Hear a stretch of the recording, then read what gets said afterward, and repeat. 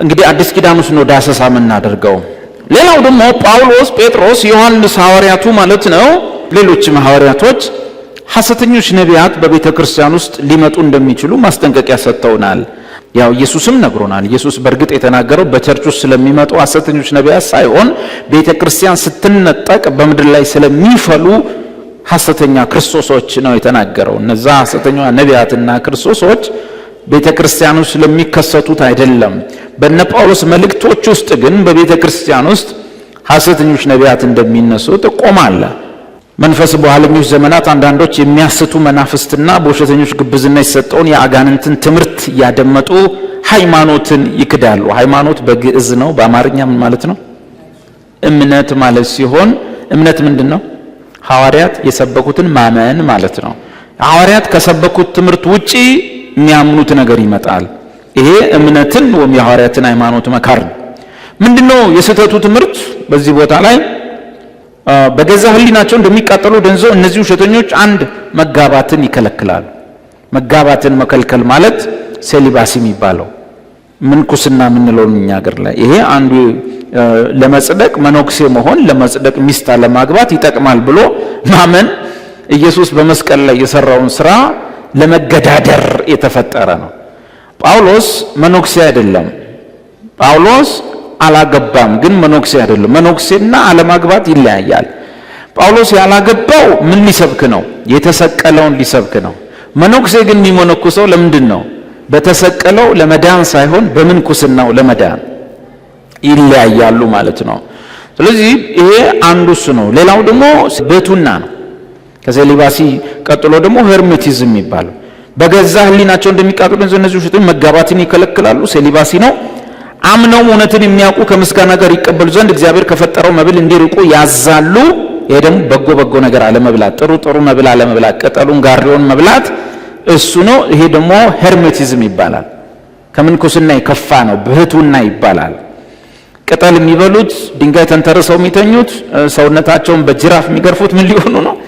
አቤት ሊጸድቁ ነው። አድከመው ሰውነታቸውን ሊጸድቁ ነው። መጽሐፍ ቅዱስ ግን ይህ ስጋን በመጨቆን ጥበብ ያለው ይመስላል። ስጋ ያለ ልክ እንዳይጠግብ ግን ሊከለክለው ፈጽሞ አይችልም። ደህንነታችን ኢየሱስ በተገረፈው ጅራፍ የተገኘ እንጂ እኔ በምገረፈው ጅራፍ የማገኘው አይደለም።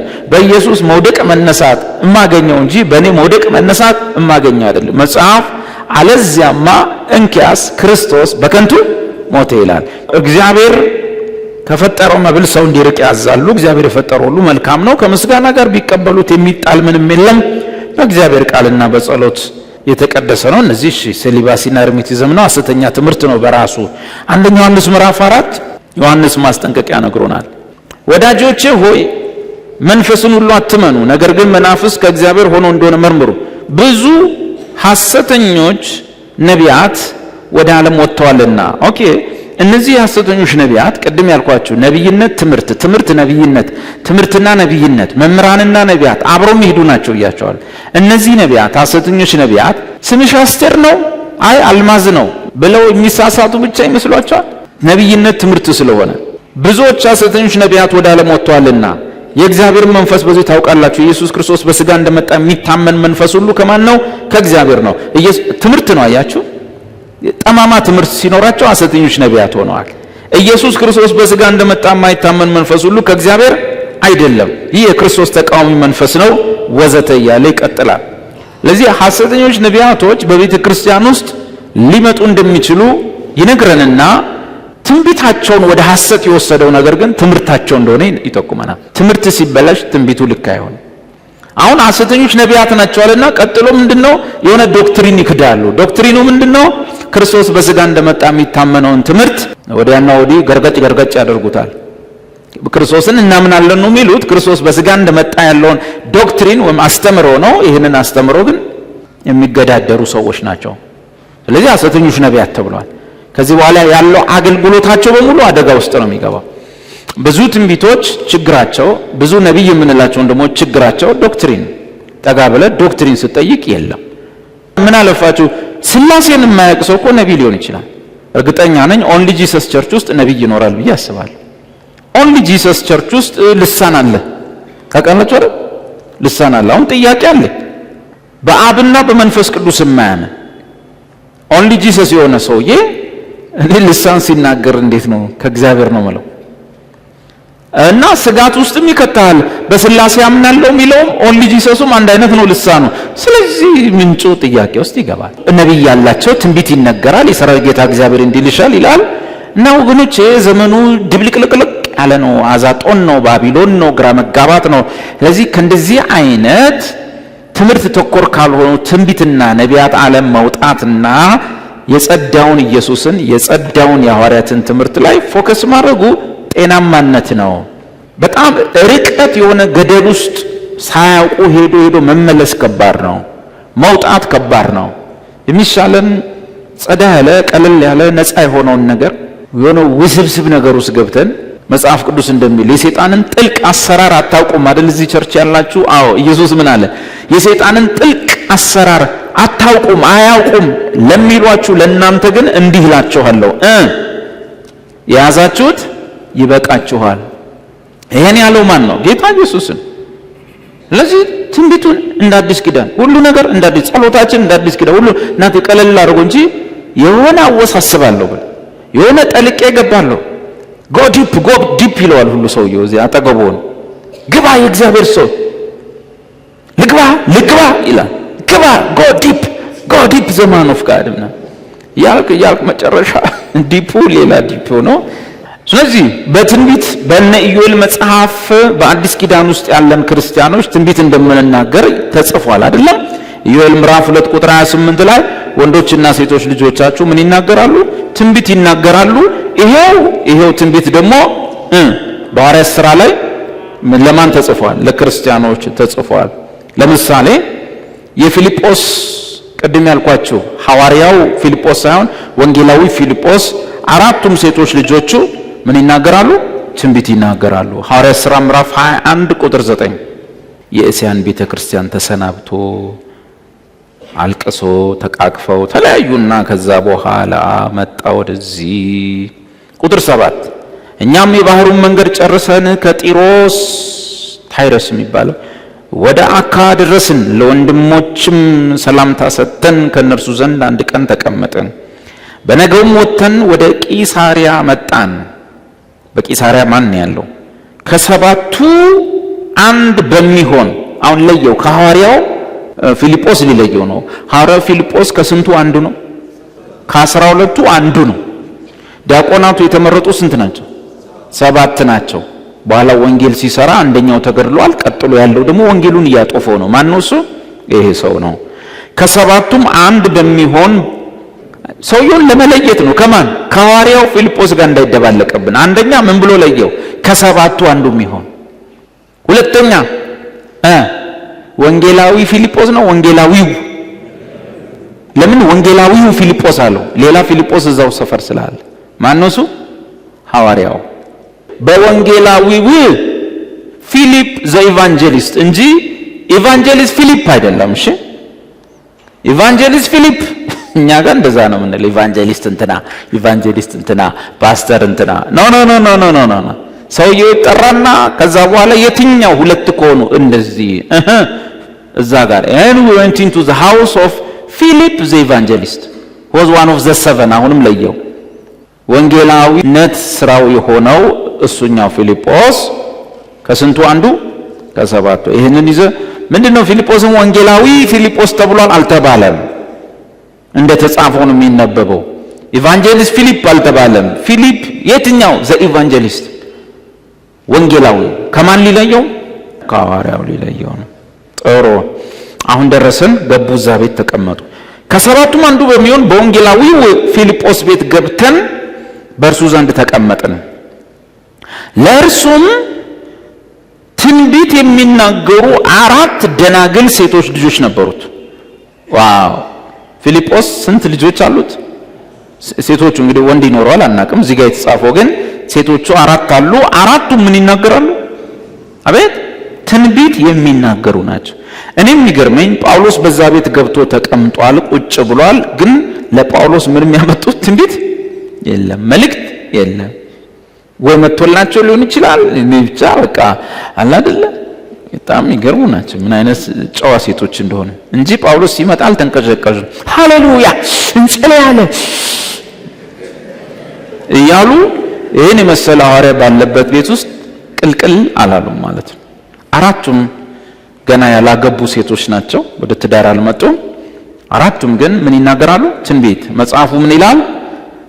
በአዲስ ኪዳን ኢዮኤል የተናገሩ ወንዶችና ሴቶች ልጆቻቸው ምን ይናገራሉ? ትንቢት ይናገራሉ። ቤታቸው ትልቅ ሰው ተቀምጧል፣ ታላቅ ሐዋርያ ነው፣ ቁጭ ብሏል። አራቱም ግን እንግዲህ መጥቶላቸው ሊሆን ይችላል፣ ላይመጣም ይችላል፣ አናቅም። የተጻፈ ነገር ስለሌለ አናወራም። ግን መጽሐፉ ለምንድን ነው ትንቢት የሚናገሩ ልጆች አሉት ብሎ ምንም ግን ለጳውሎስ የሚናገሩ ትንቢት የሌለው?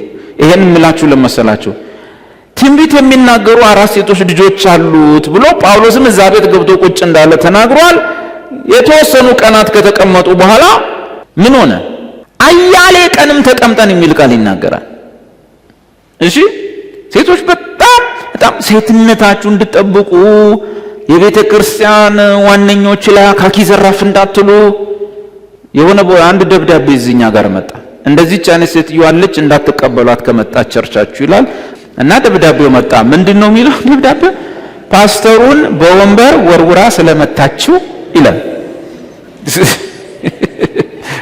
እግዚአብሔር ይስጣቸው እንዲህ አይነቷን ከዛ እናሳልፍ እንዳትቀበሏት ብለው በየቦታው ጻፉ። እና አስፈሪ ሴት ነች፣ አስፈሪ ሴት እንደዚህ እስክትሆን ድረስ መድረስ የለባትም። ይሄ ምንድነው? ሌላ መንፈስ ነው። በኢየሱስ ስም የሚሰራ እህቶችን የሚያቀነዘንዝ የሚያንከራትት መንፈስ፣ አንከራታች መንፈስ። እንደዚህ አይነት እህቶች በቃ የሆነች እስከርቫለች፣ እሷን ጣል አድርገው እሷን መዞር ነው በቃ ስራቸው፣ መዞር ነው። አንከራታች ነው መንፈሱ። እና ቤተክርስቲያን ብዙ ፊት ልሰጣቸው አይገባም። እህቶች በቤተክርስቲያን ሽማግሌዎች ስር በእኛ ስር ሆነው ተከባብረን ወዘተ ነው ማገልገል ያለባቸው እንጂ እኩል ከኔ ጋር መለፋለፍ፣ እኩል ከኔ ጋር መነጋገር ከጀመረች ጥሩ አይደለም። እንኳን ለሴት ለወንድም ደስ አይልም ለማለት ነው። ወደዚህ ልምጣና እስቲ አስተውሉ። ቅዱስ መጽሐፍ ሲጠና እንደዚህ ስለሚጠና እስቲ አስተውሉ፣ እንድገመው። ወጥተን ወደ ቂሳሪያ መጣን። ከሰባቱም አንድ በሚሆን በወንጌላዊው ፊልጶስ ቤት ገብተን በእርሱ ዘንድ ተቀመጥን። ሐዋርያው ጳውሎስና ጓደኞቹ ናቸው። ስሙ አሁን ለእርሱም ምን መጽሐፍ አስፈለገው? ምንም ትንቢት ላይናገሩለት ይህን መጽሐፍ ለምን አስፈለገ?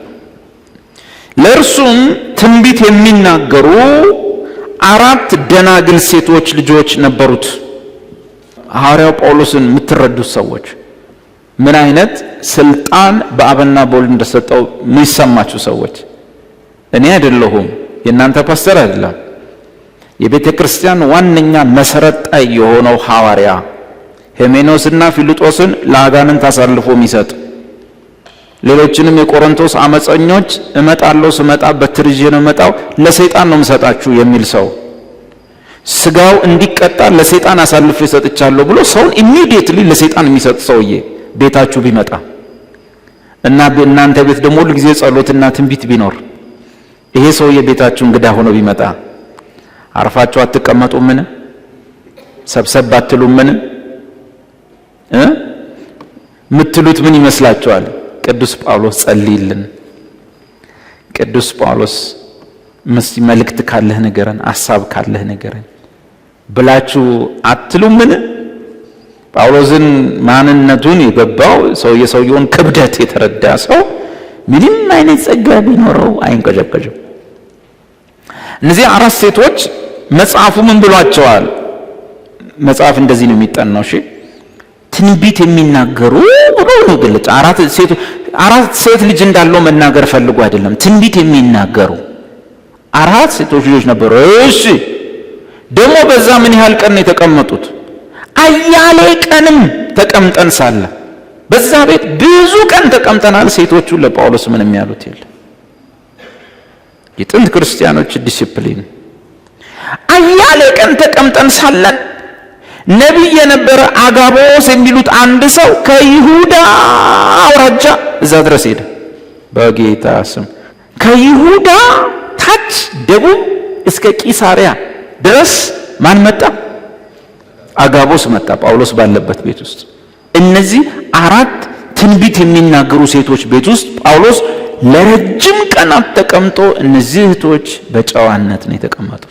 ቅዱስ ጳውሎስ አባዬ ፊልጶስ ሲያኑ እንጸልያለን ያቺም ተነሳ አላሉ። እነሱ እዛ ቤት ተቀምጠው ከታችኛው አውራጃ እነሱ እስካሉበት ድረስ ያኔ መኪና የለም። ይህ ማን መጣ? አጋቦስ የሚሉት አንድ ሰው ከይሁዳ ወረደ። ይሄን ምነግራችሁ ፕሪሴፕቶቹን፣ ኦርደሮቹን፣ የክርስቲያን ዲሲፕሊን የቱ ጋር ምን መናገር እንዳለብን፣ የት ጋር ምን መሆን እንዳለብን እግረ መንገድ እንድናቅ፣ የሴት ልጅ ጨዋነት፣ የሴት ልጅ ክብር፣ የሴት ልጅ ቅድም ጠዋት የተማማር ነው። እፍረት የሚለው ቃል ይሄኛው እፍረት የሚለው ደህና ነሽ ሲሏት ስምሽ ማን ነው ማለት አይደለም። ይሄ እፍረት አይደለም። እፍረት የሚባለው ምንድነው? አቤት የሴትነት ባጭሩ ምንድነው? ሴት መሆኑ የሴትነት ወጓን መጠበቅ ማለት ነው። የውበቷ ስለሆነ ያ ማለት ነው። እንደዛ ነው የሆነው በዚህ ቦታ ላይ። አጋቦስ የሚለው ነቢይ ግን ከየት መጣ? ከሩቅ መጥቶ ወደኛ መጣና የጳውሎስን መታጠቂያ ወስዶ የገዛ እጁና እግሩን አስሮ ማን? አጋቦስ እንዲሁ መንፈስ ቅዱስ ነው ያለው፣ የሰራዊት ጌታ ነው ያለው። አቤት የእናንተ ላይ ምንድን ነው? አጋቦስ ምንድን ነው ያለው? የሰራዊት አምላክ እግዚአብሔር እንዲህ አለ። የለም ኦኬ፣ በዓለ ሃምሳ ነው። መንፈስ ቅዱስ የመታጠቂያ ያለውን ሰው አይሁድ በኢየሩሳሌም እቺ ነች አይሁድ ጭማሪዋ አይሁድ በኢየሩሳሌም እንደዚህ ያስሩታል፣ በአሕዛብም እጅ አሳልፎ ይሰጡታል። ኖ አስረው ለወታደሮች አልሰጡትም። ሊገሉት ሊበጫጨቁት ሲሉ ወታደሮች ደርሰው አስረው ነው የወሰዱት። አጋቦስ አንድ ነገር መጥቶለታል፣ ኢየሩሳሌም ጳውሎስ ሲደርስ እንደሚታሰር። ግን ያው መቼስ ኢየሱስን አስረው ለአሕዛብ እንደሰጡ አይሁዶች ለወታደሮች ያም በጳውሎስ ላይ ደርሳል ነው። ግን የሆነው አይደለም። ቦታው ጋር ስንደርስ የተፈጸመው ነገር ከዚህ ይለያል።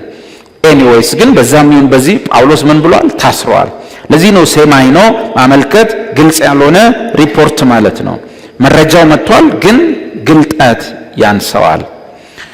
በአሕዛብ እጅ አሳልፎ ይሰጡታል ይላል አለ።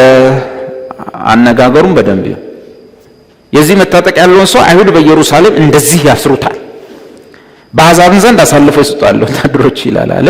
ይህን በሰማን ጊዜ እኛም በዚያ የሚኖሩት ወደ ኢየሩሳሌም እንዳይወጣ ለምን ነው። ኦኬ ምን ያሳያቸዋል? የቀደሙ ክርስቲያኖች በአዲስ ኪዳን የሚመጣውን ትንቢት እንደ ትንቢተ ኢሳይያስ፣ ኤርምያስ፣ ሕዝቅኤል አይቆጥሩትም ነበር። ኢሳይያስ፣ ኤርምያስ፣ ሕዝቅኤል ላይ ክርክር የለም፣ መታዘዝ ብቻ ነው። ጽሑፍ ነው፣ ቀጥተኛ መገለጥ ነው።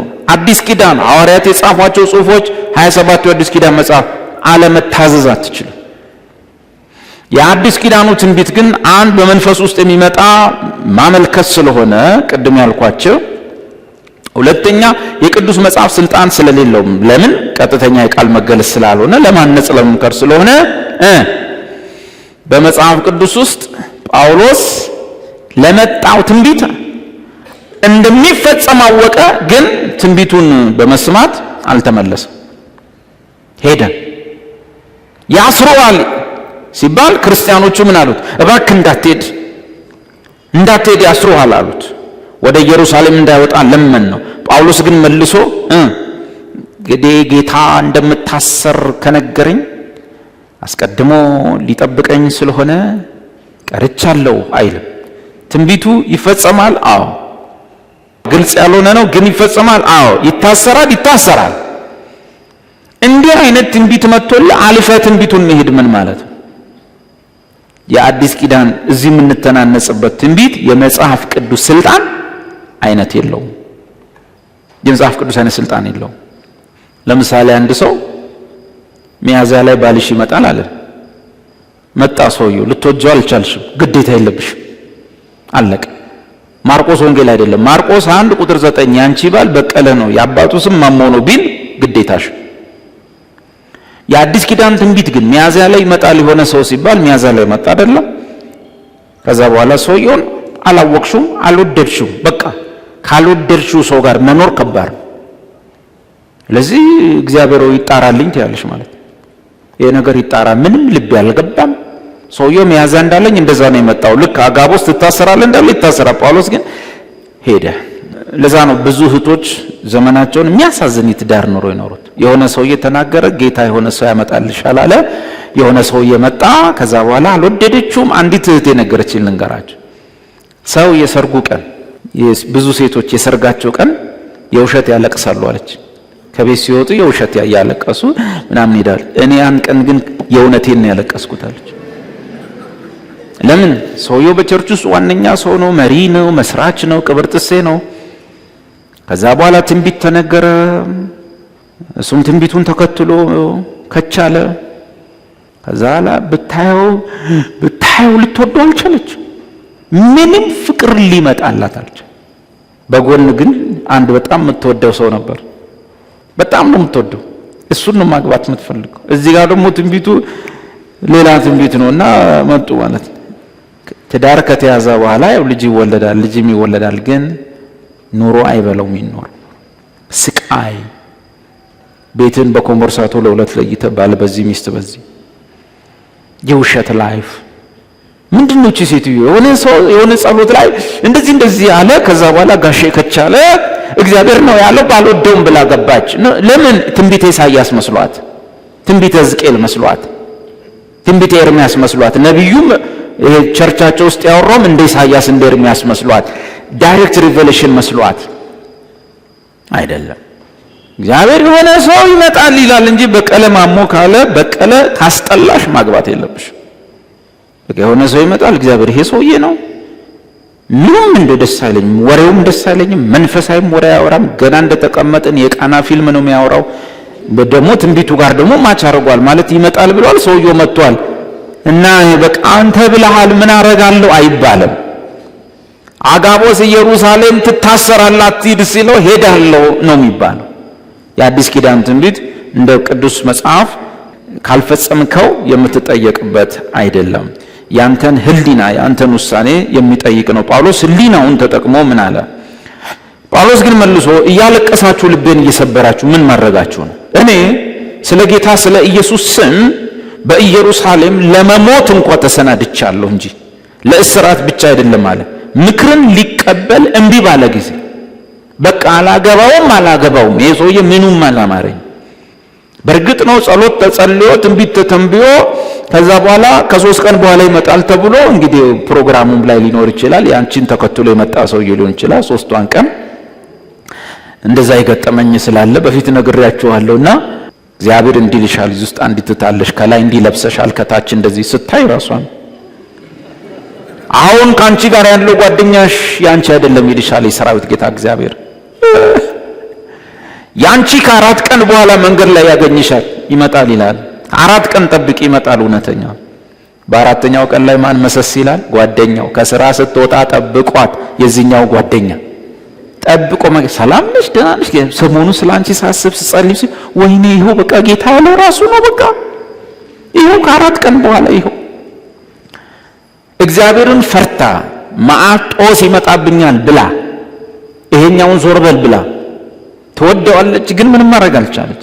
ለእግዚአብሔር መታዘዝ ይሻላል ብላ ምንድነው እንደዚህ ነው ሊበሏት ማለት ነው። አስብ ቢያንስ ቀለም ቀምሳለች እሷ ሳይንስ ምናምን ስታወራ እነሱ እንዴት ነው የሚግባቡት? ነው እኮ መቀራረብ ያስፈልጋል። ቢቻል ወንዱ ቢበልጥ ይሻላል። መጨረሻ ምን አልኩት? ሂድና ነገራቸው አይደል የሰራዊት ጌታ እግዚአብሔር እንዲልሻል ይላል ከጅማ የመጣ ትልቅ ነብይ ነው በላት አልኩ። ምክንያቱም ልጅቷ መጽሐፍ ቅዱስ አታምን ነብዩ ምታምን ከጅማ የመጣ ትልቅ ነብይ ነው እና የሰራዊት ጌታ እግዚአብሔር እንዲልሻል ባልሽ ይሄኛው ነው ነርሱ ነው ያኛው ባልሽ አይደለም ብለ ንገራት አልኩት። ሄደ በረረ። አንቺ ጌታ ተናገረኝ ትልቅ አገልጋይ መጥቶ ነብይ ነው ሄደሽ ቼክ አርጊ ከፈለሽ ካላመንሽ። ከዛ መጣች እግዚአብሔር እንዲልሻል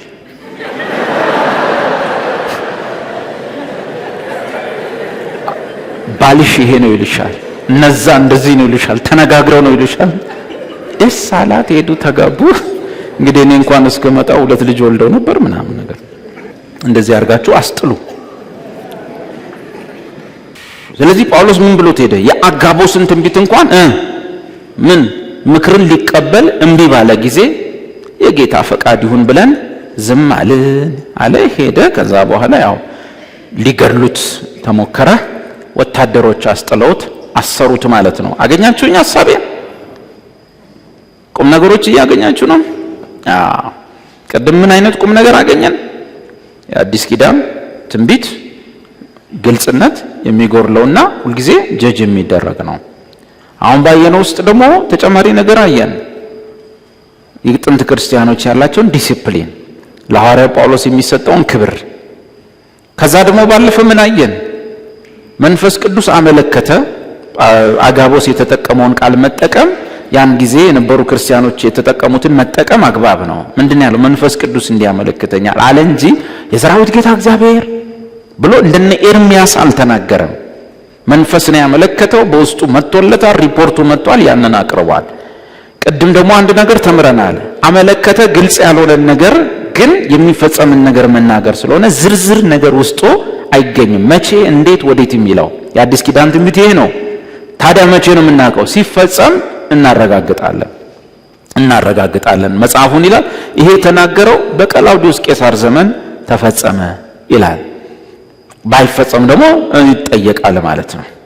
እንደዚህ አይነት ነገሮች ናቸው። አሁን ባነበብነው ደግሞ ምን ተረዳን? አጋቦስን የሚያክል ነብይ እየተናገረ ግን ጳውሎስ ከዚህ ትንቢት የሚያልፍ ነገር ነው ደግሞ እሱ ጋር ያለው ምንድነው? ትምህርት አለው። እና በምን እንጠቅልለው? በአዲስ ኪዳን መምህራንና ነቢያት አብረው ይሰሩ ነበር። በእርግጥ ብዙ ጥቅሶች አሉ። ለምሳሌ 2ኛ ጴጥሮስ ምዕራፍ 2 ከ1 እስከ 2 ነገር ግን ሐሰተኞች ነቢያት ደግሞ በሕዝብ መካከል ነበሩ። መቼ? በኦሪት ዘመን፣ በብሉይ ኪዳን ዘመን፣ በእስራኤል ልጆች መካከል ከላይ ስለነሱ እያወራ ስለመጣ። ነገር ግን ሐሰተኞች ነቢያት ደግሞ በሕዝቡ መካከል ነበሩ። እንዲሁም ልክ እንደዛው ማለት ነው በመካከላችሁ ደግሞ ሐሰተኛ አስተማሪዎች ይሆናሉ። እነርሱም የዋጃቸውን ጌታ እንኳን ክደው የሚፈጥንን ጥፋት በራሳቸው ላይ የሳቡ የሚያጠፋ ኑፋቄን አሽሉከው ያገባሉ። ብዙዎችም በመዳራታቸው ይከተሏቸዋል። በእነርሱም ጠንቅ የእውነት መንገድ ይሰደባል። ገንዘብን በመመኘት እንግዲህ አሁን ባህሪዎቹም እዚህ ተጽፎልናል። ምን ጥያቄ አለው? ገንዘብን በመመኘት በተፈጠረ ነገር ይረቡባችኋል ወይም ይሰለጥኑባችኋል። የሚያደርጉት አገልግሎት በሙሉ ምንም በመመኘት ነው፣ ከገንዘብ ጋር የተገናኘ። ገና በዚች በቲክቶክ ይመጣና ሰላም ናችሁ፣ ደህና ናችሁ፣ እንዴት ናችሁ? ከስር ያለውን አካውንት ተመልከቱት። አካውንት ውስጥ አሁን እያስገባችሁ እኔ እኮ በትልቅ ነገር እያገለገልኳችሁ ነው። አካውንቱ ከስር አለ፣ በስር ያለው አስገቡ። በቃ ገና ምኑንም ከምን ጋር የሚያገናኝ እንደዚህ ጸልልኝ ብሎ ካሉት ሃሌሉያ ጸልልሻለሁ፣ በዚህ ውጪ በዚህ ግቢ፣ ከዛ በኋላ እና አሁን አካውንቴን ልክልሻለሁ ታስገቢያለሽ። ካልተከፈለው ብር ካልተሰጠው ምንም አያረግ። 10,000 ያዛችሁ ውጡ፣ ወደፊት ጸልይላቸዋል። 5,000 እስቲ አሁን እንግዲህ ዘይት መሸጥ፣ ቲሸርት መሸጥ፣ ኮፍያ መሸጥ ክልክል ነው ተብሏል። እስቲ እንግዲህ እናያለን ውጤት ካለው። አሁን ካሁን ጭንቅ ያላችኋሉ እና ታዲያ ካልሸጠን ምኑን ሰራ ነው? አልሸጥም፣ ቲሸርትም ተከልክሎ፣ ኮፍያም ተከልክሎ፣ ዘይትም እኛ 10 ዓመት የጮህንበት ማለት ነው። እነዚህ ውሸት የሚያስተምሩ ውሸትን የሚተነብዩ ሰዎች ትልቁ መገለጫ ባህሪያቸው ገንዘብን በመመኘት በተፈጠረ ይረቡባችኋል። ፍርዳቸውን ከጥንት ጀምሮ አይዘገይም፣ ጥፋታቸውም አያንቀላፋም እያለ ይቀጥላል። እብደት ነው በቃ። የገንዘብ ፍቅራቸው ከፍተኛ እንደሆነ ከቁጥር 11 በኋላ ይናገራል። ቁጥር 13 ላይ የአመፃ ደሞዝ ነው የሚቀበሉት ይላል። ስለዚህ ያለን አማራጭ ምንድነው? ምዕራፍ 3 ቁጥር 1 ነው ያለን አማራጭ። ትምህርት የሚያስጥሉ ስለሆነ ትምህርትን መያዝ ነው። ወዳጆች ሆይ አሁን የምጽፍላችሁ መልእክት ይህች ሁለተኛይቱ ናት። በቅዱሳን ነቢያትም ቀድሞ የተባለውን ቃል አሁን ምኑ ነው? በፊት ስንማር ትዝ ይላችኋል። 2 ብቻ ናቸው የጸኑ ቃሎች። ምን? የቀደሙ የብሉይ ኪዳን ነቢያት የጻፏቸው ቃሎችና የአዲስ ኪዳን ምኖች ሐዋርያት ያስተማሩት ብቻ ነው የጸና ቃል። ጴጥሮስ የጸና የትንቢት ቃል አለን ያለው እሱን ብቻ ነው። ይሄኛው የጸጋ ስጦታ ነው። አገላለጥ ላይ ችግር ስለሚኖር ጥንቃቄ የሚፈልግ ነው። ስለዚህ ምን እናድርግኛ? እናንበው። በቅዱሳን ነቢያትም ቀድሞ የተባለው የብሉይ ኪዳን መጽሐፍት ናቸው ቃል በሐዋርያቶቻችሁም ያገኛችኋትን የጌታንና የመድኃኒትን ትእዛዝ እንድታስቡ በሁለቱ እያሳሰብኳችሁ ቅን ልቦናችሁን አነቃቃለሁ። ስለዚህ ትኩረት መስጠት ያለብን አጥብቀን መያዝ ያለብን የትኛውን? በቅዱሳን ነቢያት እና በኢየሱስ ክርስቶስ ሐዋርያት የታዘዝነውን የጌታን ትእዛዝ እሱን አጥብቆ መያዝ። ለምን? እነዚህ በነውረኛ ገንዘብ ምክንያት የሚረቡባችሁ ሰዎች ስለሚመጡ ከትምህርት በታች ነው ትንቢትና ጳውሎስ ዶክትሪን ሰራ፣ ትምህርት ሰራ፣ የክርስትና ዶክትሪን ትምህርት ሰራና ያን ጊዜ ከመምህራኖቹ ጋር ከነ ጳውሎስ ጋር መምህራኖቹ ጋር አብረው የሚሰሩት ምኖች ናቸው? ነቢያት ናቸው አይደል? መምህራንና ነቢያት ነበሩ ብለን አይደል ያጠናነው? መምህራኖቹ ካስተማሩ በኋላ ይሁዳና ሲላስም ነቢያት ነበሩና ትምህርቱን ምን አደረጉት? በብዙ ምክርና ቃል አጸኑት አይደል የሚለው። ስለዚህ ሐዋርያት ትምህርቶቻቸው ዶክትሪኖቻቸው በማን ይጠበቃል? በነቢያት ይጠበቃል እንጂ በነቢያት ሊፈርስ አይገባው። ለምን? ነቢያቶቹ በሐዋርያቶቹ ስልጣን ስር ናቸው። ትንቢታቸው ከሐዋርያት ትምህርት በታች ነው። የዚህ ዘመን አደገኛው አደጋ ጎርፍ ምንድነው ሲባል የሐዋርያት ትምህርት የለም፣ ትምህርታቸውም አይታወቅም። እንደውም ሐዋርያ እነ ጳውሎስ እነ ጴጥሮስ ከቁብ እየገቡ አይደለም። ማን ነው የሚገስፈው? አሁን ነብዩና ትንቢቱ። ኦ ማይ ጋድ! ድራሻችን እየጠፋ ነው። መመለሻው ከባድ፣ በጣም ርቃችሁ ነው የምትሄዱት። ከዛ መመለሱ ከባድ እና ጳውሎስ ዶክትሪን ሰራ፣ ትምህርት ሰራ። ዶክትሪንና ትምህርት ሰርቶ ሲጨርስ ምን አለ? አንደኛ ቆሮንቶስ 14 ከጌታ የተቀበለውን ነገር ጻፈ፣ አስተማረና አንድ ሰው በቤተ ክርስቲያን ውስጥ ትንቢት ሲለው፣ ጸሎቱ ትንቢታዊ ሲሆን፣ አገልግሎቱ ትንቢታዊ ሲሆን፣ ቅዱሳንም በጥብቅ ቃል የሚያጸናና የሚያበረታ ክርስቲያን ሲሆን ምንድነው ማድረግ ያለበት? እኔ ግለሰቡ ከሐዋርያው ጳውሎስ በታች በስልጣንም በመገለጥም፣ ሁለተኛ ትንቢቴ ከሐዋርያት ትምህርት በታች ነው። ያንን የአባቶችን ትምህርት እዚህ ለእናንተ በምክር በማጽናት በማበረታታት በማነጽ አመጣዋለሁ እንጂ ያንን ለማፍረስ አልመጣም ብሎ ማመን አለበት። መጠንቀቅ ያለበት ደግሞ እዚህ ቤተ ክርስቲያን ውስጥ ያለነው ሰዎች የእግዚአብሔር ሰው ነብዩ ምናምን ብለን ስንከብህ እንዳትበላ መጠንቀቅ። እንደ ጴጥሮስ እንደ ጳውሎስ እንዳያጫውት፣ እንደ ኢሳይያስ እንደ ኤርምያስ እንዳያጫውት መጠንቀቅ። ሁሌ ነብዩም ከሐዋርያቱ ትንቢቱም ከትምህርታቸው በታች ነው። ጳውሎስ ደነገገ። የቤተ ክርስቲያን ሥርዓት ወርደሮችን ወዘተ ስለ መንፈስ ቅዱስ ስጦታዎች አጠቃቀም በቤተ ክርስቲያን አወራ፣ ስለ ልሳንም አወራ፣ ስለ ሴቶችም አወራ፣ እርስ በርስ ስላለ ነገር አወራ። ይሄን ደነገገና ምን አለ? ቁጥር 37 ማንም ነቢይ ወይም መንፈሳዊ የሆነ ቢመስለው ይህች የጻፍኩላችሁ የጌታ ትእዛዝ እንደሆነች ይወቅ። ዋው! እስቲ ቅድም አጋቦስ በመንፈስ አመልክቷል። ጳውሎስ ጥሎት ሄዷል፣ ትቶ ሄዷል አይደል? አልሰማ ብሎ ሄዷል አይደል? ኦኬ። እችኛዋንስ ቃል አጋቦስ እንደዛ ከሆነ እኔም ይህን ትምህርት አልሰማም ቢልስ ይሆናል? አይሆንም። እያስተዋላችሁ ነው? የጳውሎስን ትምህርት መንካት መቀነስ አይቻልም። ትንቢት ከትምህርት ስር ነው። ትንቢት ከትምህርት በላይ አይሆንም።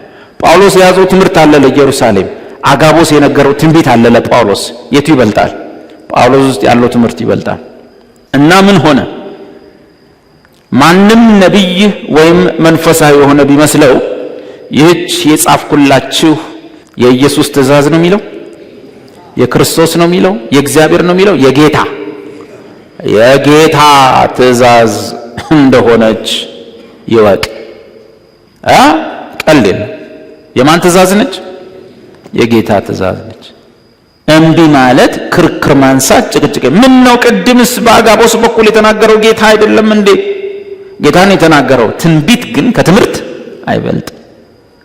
የትኛውም ትንቢት ከሐዋርያት ትምህርት በታች፣ ነቢዩም ከሐዋርያት ስልጣን ስር ነው ያለው።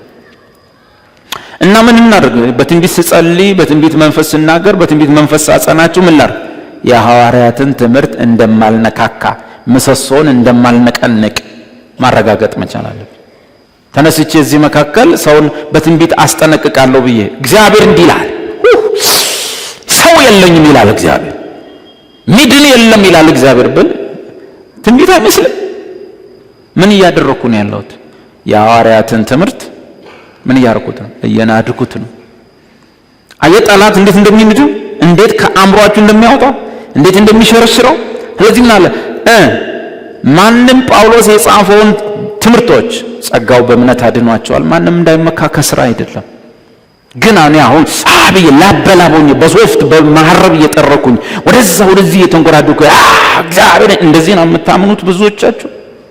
ከዛ በኋላ እንደዛ እያልኩኝ እየደፋው እግዚአብሔር እንዲህ ይላል፣ በጸጋ መዳን ብሎ የለም ይላል፣ ስራ ያስፈልጋል ይላል የሰራዊት አምላክ እግዚአብሔር ካላችሁ ተበላችሁ። ሰውየው ትንቢት እየተነበየ ነው፣ ዶክትሪን እየናደን ትውልድ ግን ምን እየተሰራ እንደሆነ አያውቅም። ሲናድበት አናቱ ላይ አያውቅም። ሚድን የለም ይለኛል ሲል ሰው ይላቀሳል። ማታ ጨለማ መንገድ አይ ነበር፣ መንገዱ ላይ ብዙ ክርስቲያኖች ሲሄዱ አየው። ጌታው ምንድነው አልኩት፣ የዚህ ቸርች አባላት ናቸው አለ። ንስሐ በኢየሱስ ደም ሳይሆን መዳን ተሰብስቦ በማልቀስ ሊሆን መዳን ማለት ነው። አይ እንዴት በጥበብ እንደሚሸረሽረው ዶክትሪን ነው። ለዚህ ጳውሎስ ምን አለ? የጻፍናትን መመሪያ በሙሉ ዶክትሪን በሙሉ ትምህርት በሙሉ ነቢይ የሆነ የሚመስለው አንድ ሰው እንዳይነካካ ይጠንቀቅ። የጌታ ትእዛዝና ትምህርት ዶክትሪን እንደሆነች ይወቅ። አይ እኔ አላውቅም ሃሌሉያ ራዳ ሳቅረ ምናምን ካለሳ ካልሆነ ምን ይሁን? አይ እንግዲህ ማንም ይሄን ማያቅ ቢሆን በዚህኛው ላይ በደንብ አልገለጸውም። አይወቅ ይላል። መደበኛው ትርጉም ትልቁን አይታችኋል። ምንድን ነው እሱ ራሱ አይታወቅ። ይሄን አታውቅም፣ ትምህርቴን አታውቅም፣ ነብይ ነህ፣ ሰዎች ያሟሙቁሃል፣ ፕሮፌሰር ዘማን ኦፍ ጋድ ይያሉ፣ ጎዲፕ ሜጀር ዋን ይሉሃል። ራስህ አትታወቅ ነው የሚለው መጽሐፉ። እና ከትምህርት በታች ከሆነ እንግዲያውስ የአዲስ ኪዳን ትንቢት ማህበሩ ምን ያድርግ? ጳውሎስስ መመሪያ ሰጥቷል። ከትምህርት በታች ነው፣ ስርዓትን ያዛለው። ማህበሩ ግን ምን ያድርግ? አንደኛ ቆሮንቶስ 14 ቁጥር 26 እኛስ ምን እናድርግ? በአዲስ ኪዳን እንግዲህ ወንድሞች ሆይ ምንድነው? በምትሰበሰቡበት ጊዜ ለእያንዳንዱ መዝሙር አለው፣ ቁጥር 26 ትምህርት አለው፣ መግለጥ አለው፣ በልሳን መናገር አለው፣ መተርጎም አለው፣ ሁሉ ለማነጽ ይሁን። በልሳን የሚናገር ቢኖር ሁሉም ይናገር። የለም በልሳን የሚናገር ቢኖር ሁሉም ይጮህ። የለም ምንም ይለው በልሳን የሚናገር አለ ከማላችን እንደማለት እኮ ነው። በልሳን የሚናገር አለ፣ በልሳን የሚናገር አለው ካለ አንድ፣ ሌላስ በቃ ሁለት ቢበዛ ስንት? በልሳን የሚናገር ቢኖር ሁለት ወይም ቢበዛ ስንት? 3 ነው። ጊዜ ካለን ሰዓቱ ካልሄደ እስቲ አንድ ሰው እንጨምራለን። አየጥንቱ ቤተክርስቲያን ልሳን እንዴት እንደሚናገር እንጂ ሁሉም ቤቱ እስቲ ሁላችሁም በልሳኖቻችሁ ጀምሮ ጠላት ይዘጋል ነው ምናምን ማት ነገር ነው ይሉት። አንተን ለማስጮህ ማያደርጉት ነገር የለም። ከዛ ቤቱ ሲሞቅ የሞቀ ይመስለናል። አልሞቀን። ድምጻችን ነው የሞቀው፣ እኛ አልሞቀንም። የሆኑቶች ይፈራገጣሉ፣ ይሯሯጣሉ፣ ይወራጫሉ ምናምን ሲባል መንፈስ መጣ ብለን መስል አይደለም። የጥንቷ ቤተክርስቲያን ውስጥ አንደኛ ሁሉም በልሳን መናገር አይችልም። አንደኛ ቆሮንቶስ ምዕራፍ 12 ሁሉ በልሳኖች እንዴት ይናገራሉ አለ። ይሄ ነገር እንዴት ነው አለ? ሁሉ በልሳኖች እንዴት ይናገራሉ? ለአንዱ በልሳን መናገር ለአንዱ እንደዚህ ለአንዱ እንደዚህ እኮ ነው እየተከፋፈለ እንዴት ነው ሁሉ የሚናገሩት አለ። እኛ ደግሞ ሁሉም ካልተናገርክ እንደውም ካልተናገርክ ምንድነው አታገለግልም ነው ምናምን። ስለዚህ አንድ ሁሉም ይናገራሉ ስላለን እግዚአብሔር ደግሞ ለሁሉም ስለማይሰጥ ያለ አማራጭ ቤተክርስቲያን የራሷን ልሳን ማዘጋጀት አለባት። ሁሉም የሚናገረው አሁን ሁሉም የሚናገረው እሱ ነው በአብዛኛው። ለዚህ ነው ተመሳሳይ የሚሆን። ለዚህ ነው ከ6 ነው 7 ፊደል የማያልፈው የእግዚአብሔር ስላልሆነ ማለት ነው ባጭሩ። እዚህ ውስጥ ራሱ እኔ ጌታን ተቀብያለሁ ስታብ ግን በልሳን አልተናገርኩም ሰው ሁሉ ይናገራል የሚል ምስኪን ሰው አለ። እግዚአብሔር እንኳን ረዳ፣ እንኳን እግዚአብሔር ጠበቀ። መጽሐፉ ነው የሚለው ሁሉም በልሳኖች ሊናገሩ እንዴት ይችላሉ? እያካፈለ ነው የሚሰጠው። ለአንዱ እንደዚህ፣ ለአንዱ እንደዚህ፣ ለአንዱ በልሳን መናገር፣ ለሌላው ደግሞ መተርጎም እያለ ይቀጥላል። አሁን እንምጣና ወደዚህኛው ስንመጣ፣ ስለዚህ ቸርች ውስጥ ድሮም እንደሚደረገው በልሳን የሚናገር አለ ባልዛ ጋር እናገራለሁ። አንተም አለ ውጣ። ሌላሳ መጨረሻ ሰዓት ካለን እንጨምራለን። አንድ ሰው ሁለታችሁ ተናገሩ። ሚተረጎም ልሳኑን ሚተረጎም ይባላል። ሚተረጎም ጄኒውን ሲሆን እንደዚህ ነው። ያኔ ግን ልሳኑን ተርጓሚው ይሰጣል። እውነታው ይሄ ነው። ይወጣሉ። ከዛ በኋላ ይናገራል። ያኛው ደግሞ ይተረጉማል። ጉባኤው እንደዚህ ነው የሚለው ወንድማችን እየተናገረ ያለው እንደዚህ ነው ይላል። በዚህ ዘመን አለ ሊኖር ይችላል። ቸርቾች ግን ሊያሳዩን ያስፈልጋል። አልፎ እንሰማለን በአንድ ሀገር ላይ አንድ ሰውዬ ምናምን የሚል ግን ሊያሳዩን ያስፈልጋል። ሁለት ሰዎች ወጥተው ልሳን እየተናገሩ ሌላው እየተረጎመ በአማርኛ 1-2-3 ቪዲዮዎች አይቻለሁ። እውነት ይሁን ውሸት መድኃኒዓለም ያውቃል። ኤኒዌይስ እንደዚህ ይደረግ አለ። ቀጥሎ ምን አለ? ወደ ትንቢት መጣ። ቁጥር 29 ምን ፈልገው ይሄንን ነው፣ ልሳን ጋር አይደለንም። ነቢያትም 2 ወይም 3 ሆነው ይናገሩ። ነቢያት ደግሞ አሁንም 2-3 ይወጡና ምን ይሆናል? ይናገራሉ። ሚያጸና ቃል፣ ሚያንጽ ቃል፣ መንፈሴ እንደዚህ ይለኛል፣ እግዚአብሔር እንዲህ ይላል፣ መንፈስ ቅዱስ እንዲያመለክተኛል፣ አይዟችሁ በርቱ ወዘተ። ወርደሙን ለምን እንደሚናገሩ እዚህ ተጽፏል። 2 ወይም 3 ሆነው ይናገሩ፣ ሌሎችም እልል ይበሉ አይልም? ምን ሌሎችም አሜን ይበሉ ይላል አይልም? ሌሎችም ምን ይበሉ? ይለዩአቸው። ዋው እንግሊዘኛው so let 2 or 3 prophets speak ከዛስ those inspired to preach or teach ናቸው። እነሱ ትንቢት ምን ማድረጊያ ነው? መስበኪያና ማስተማሪያ ነው ይላል። ስለዚህ ትምህርትና ነብይ አይለያዩ።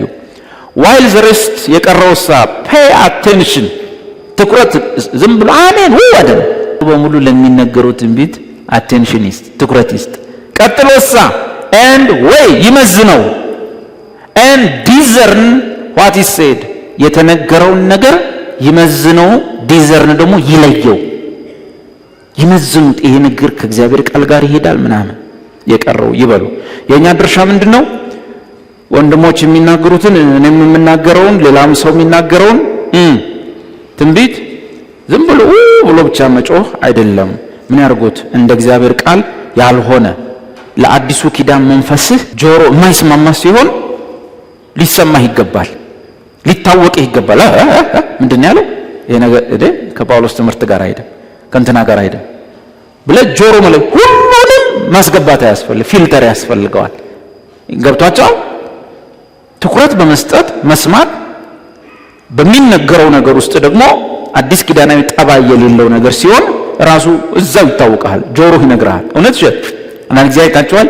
ትልቅ አገልጋይ ከአዲስ አበባ መጣ እንደዚህ ሆነ ተብሎ ይነገርና ትሄዳለህ ኮንፈረንስ። ቁጭ ብለህ ግን ውስጥህ የማይገባ ነገር አለ፣ የማይቀበለው ነገር አለ። ይገፈዋል። ማን? ከቅዱሱ ኢየሱስ የተቀበልከው ቅባት፣ ከቅዱሱ የተቀበልከው ቅባት፣ ቅዱሱ ቅባት ሳይሆን ከቅዱሱ የተካፈልከው ቅባት፣ እሱኛው ይነግራል። ሰውዬው እኮ ተጨብጭቦለት የመጣ ሰው ነው። ውስጥ ግን እምቢ ይላል። ያኔ ሰው ሁሉ አሜን ያለ ሲጮህ ራስን እኔ ጋር ችግር አለ እንዴ? እኔ በቃ የሆነ ወይ ዝም ብዬ እንትን ነኝ ማለት ነው፣ ተቃዋሚ ነኝ ማለት ውስጥ ይጋን ችግር አለ። የኢትዮጵያ ሕዝብ ሁሉ እያበደ ነው። ኖ ልክ ነህ።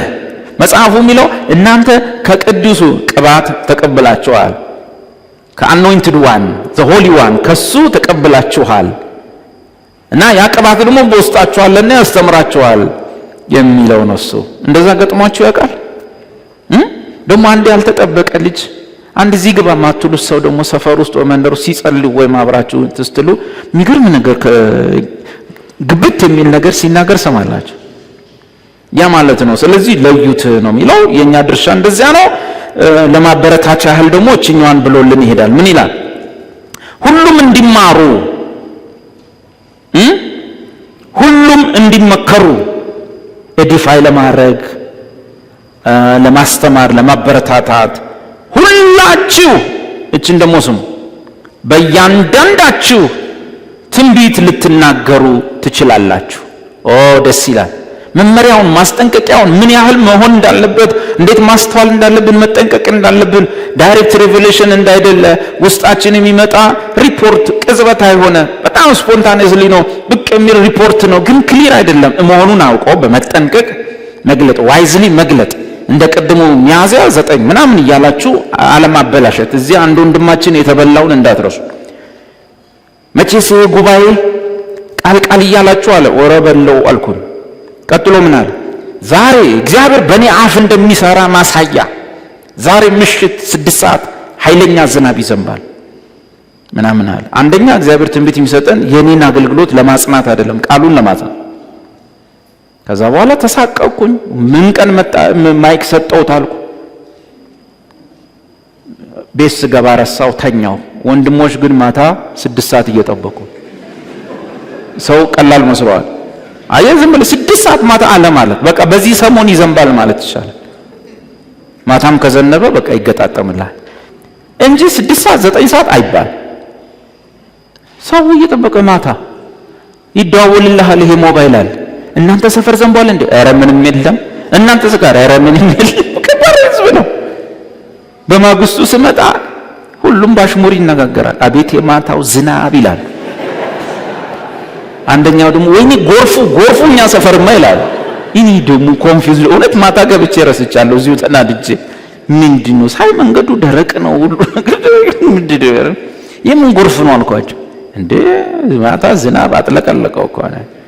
ኧረ እኛ ሰፈር ምንም የለም እላለሁ። ለካ ወንድማችን ነው። እቺ ሞራል ጥሩ አይደለች።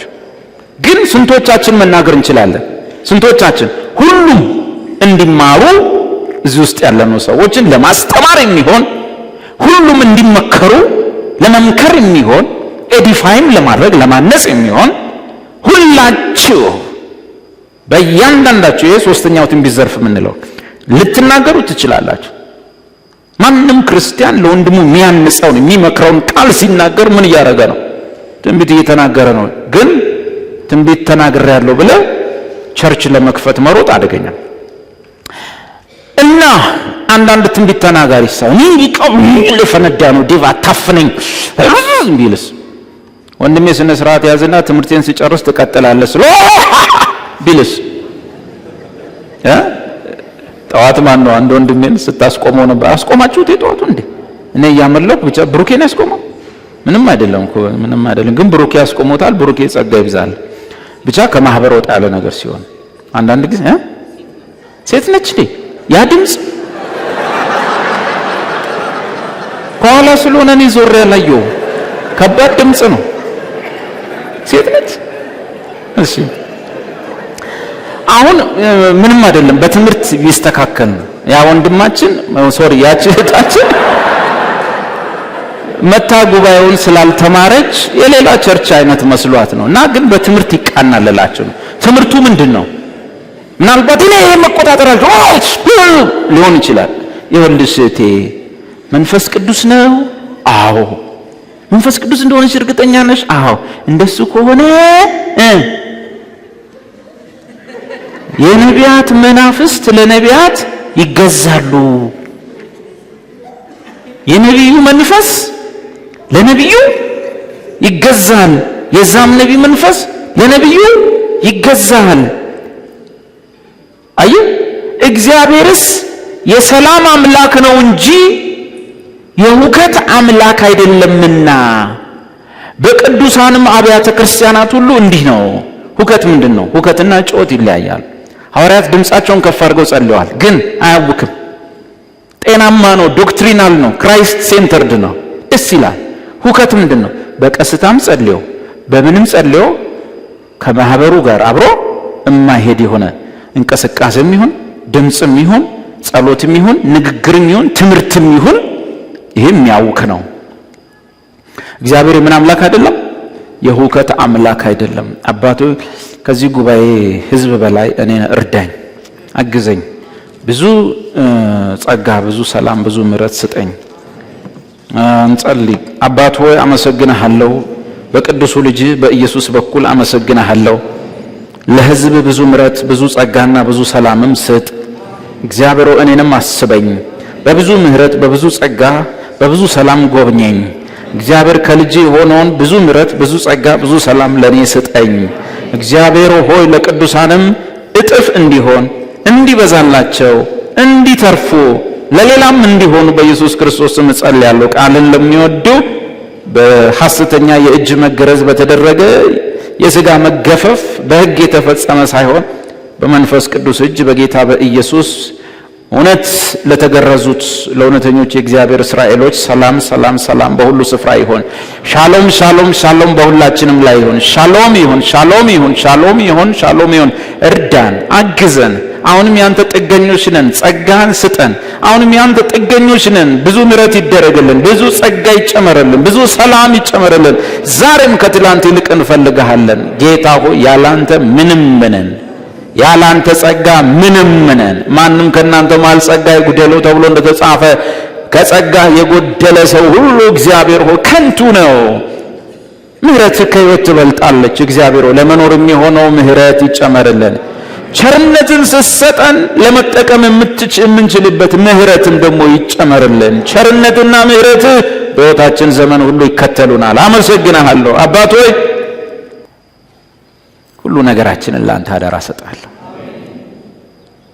ሁሉን ለምታውቅ ላንተ አደራ ሰጣለሁ። አቅም ላለህ ላንተ አደራ ሰጣለሁ። የወንድሞቼንም የቅዱሳንንም ሁሉ ጥልቅ ልብና ሐሳብ ለምትመረምር ላንተ እግዚአብሔር ሆይ ቅንነታቸውን መልካምነታቸው ላይ እግዚአብሔር ብርሃን እንዲወጣ ጸልያለሁ። ቸርነት እንድትገለጽ ጸልያለሁ። እንዲጠቀሙባት ምሕረት እንዲጨመር እንዲከተላቸው ጸልያለሁ። ለኔም እንደዚህ እንዲሆን ጸልያለሁ። አባቱ እርዳን፣ አግዘን። ያላንተ ምንም ነን።